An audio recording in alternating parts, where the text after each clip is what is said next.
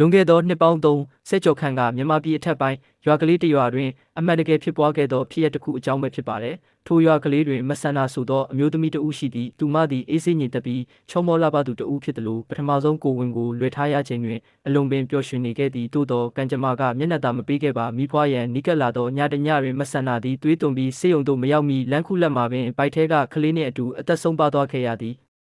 ရွာတလေးအရာကိုဝင်ဆောင်သည်ဆုံးပါပါကအသေးပြတ်ဟုသတ်မှတ်ပြီးရွာထဲတွင်တကြိုခွင့်မရှိသဖြင့်ရွာပြင်ရှိသူ့တန်ဟောင်းကြီးထဲတွင်သာမြုပ်နှံခဲ့ကြသည်မဆန္ဒဆုံးပါပြီး9 ရက်မြောက်နေ့မှစ၍ရွာထဲတွင်ထူးဆန်းသောဖြစ်ရပ်များစတင်လာသည်ညစဉ်ညသက်ခေါင်ကျော်ချိန်တွင်ရွာလမ်းမကြီးအတိုင်းကလေးချော့တေးဆိုတန်ခတ်တိုးတိုးကိုရွာသားများကြားလာရသည်လူအိတ်မှပျော်ပါစေမိမိသားလေးအိတ်ပါစေထိုအတန်သည်အလွန်ပင်အေးဆက်ပြီးနားထဲတွင်ဆွဲထင်ကြံရစ်စေသည့်တညတွင်ရွာမှလှည့်ကင်းဆောင်သောလူငယ်အချို့သည်လမ်းမပေါ်တွင်ဖြူဖြောဖြောဝတ်စုံဝတ်ထားသောအမျိုးသမီးတဦးကြောပိုးအိတ်ထုတ်တစ်ထုပ်ကိုပိုက်ပြီးလမ်းလျှောက်နေသည်ကိုတွေ့လိုက်ရသည်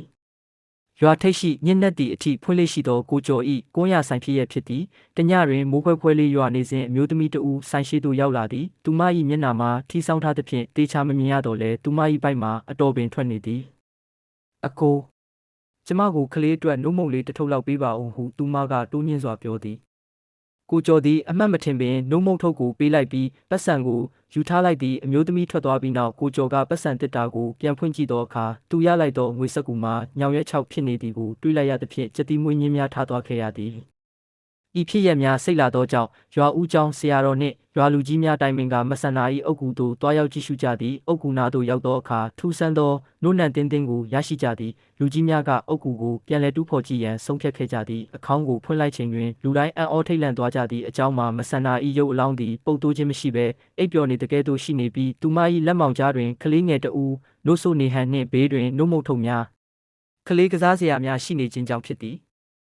နီကုံနောက်ဆုံးတွင်ဆရာတော်ကမေတ္တာတုတ်ယူဖတ်ပြီးကောင်းမှုကုသိုလ်များပြုလုပ်ပေးကအသေးချာတကြိုပေးလိုက်မှသာထိုဖြစ်ရများရပ်တန့်သွားခဲ့သည်ဤဖြစ်ရမှာမိခင်တဦး၏တန်ရောစဉ်သည်တေခြင်းတရားကိုပင်ကျော်လွန်ပြီးမိမိကလေးကိုစောက်ရှောက်လိုသောစိတ်ကြောင့်စိတ်ဆွဲပြီးမကျွတ်မလွတ်ဖြစ်ရသည်ဟုယနေ့တိုင်ပြောဆမှတ်ပြုကြသည်